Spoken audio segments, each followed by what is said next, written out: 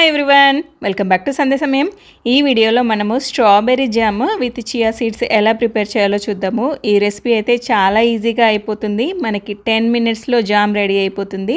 So మరి process start చేద్దాము. Strawberry jam కోసము ఫస్ట్ స్ట్రాబెర్రీస్ తీసుకోవాలి, అలాగే లెమన్ అండ్ షుగర్ కూడా తీసుకోవాలి. దీంతో పాటు మనం చియా సీడ్స్ చెప్పాం కాబట్టి చియా సీడ్స్ కూడా అవసరం పడతాయి.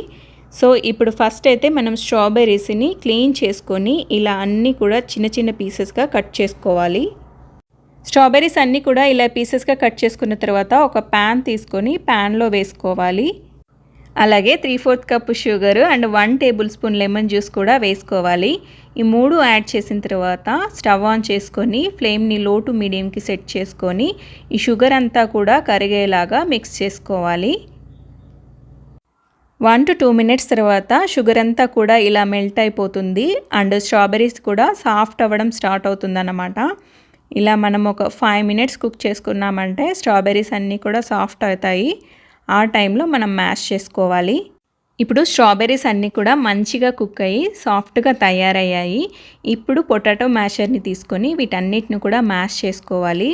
అండ్ ఇదే ప్రాసెస్కి మనము ఇమ్మర్షన్ బ్లెండర్ని కూడా యూస్ చేయొచ్చు. ఇదైతే చాలా ఈజీగా అండ్ ఫాస్ట్గా అయిపోతుంది. స్ట్రాబెర్రీస్ అన్నీ ఇలా మంచిగా మ్యాష్ చేసుకున్న తర్వాత ఒకసారి మిక్స్ చేసుకొని ఇప్పుడు ఫ్లేమ్ని లోకి పెట్టుకోవాలి. లో ఫ్లేమ్లో మధ్య మధ్యలో మిక్స్ చేసుకుంటూ మనం కుక్ చేసుకోవాలి, లేదంటే కింద అడుగు అంటుకుపోతుంది. అందుకని మనం మధ్య మధ్యలో మిక్స్ చేస్తూనే ఉండాలి.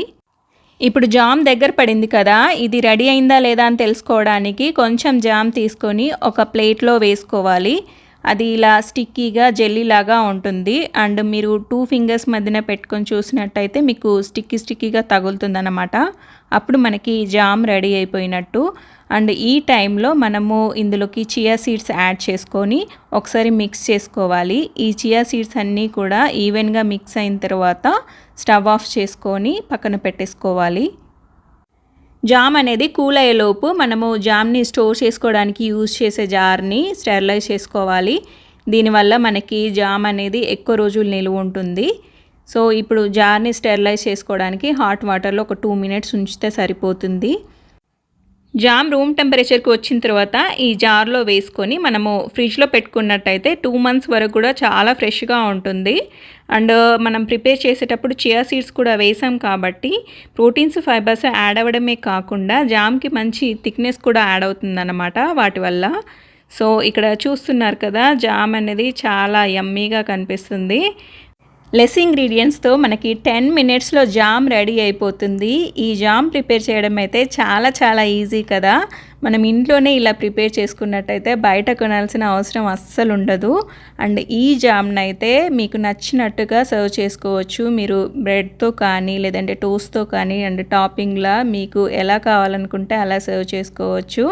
సో మీకు ఈ రెసిపీ నచ్చింది అనుకుంటున్నాను. నచ్చితే తప్పకుండా లైక్ చేయండి, షేర్ చేయండి అండ్ మీకు ఎలా అనిపించిందో కామెంట్ చేయండి. మరిన్ని మంచి రెసిపీస్ కోసము అలాగే హెల్దీ రెసిపీస్ కోసం సందేశమయం ఛానల్ని సబ్స్క్రైబ్ చేయండి. Thanks for watching. బాయ్.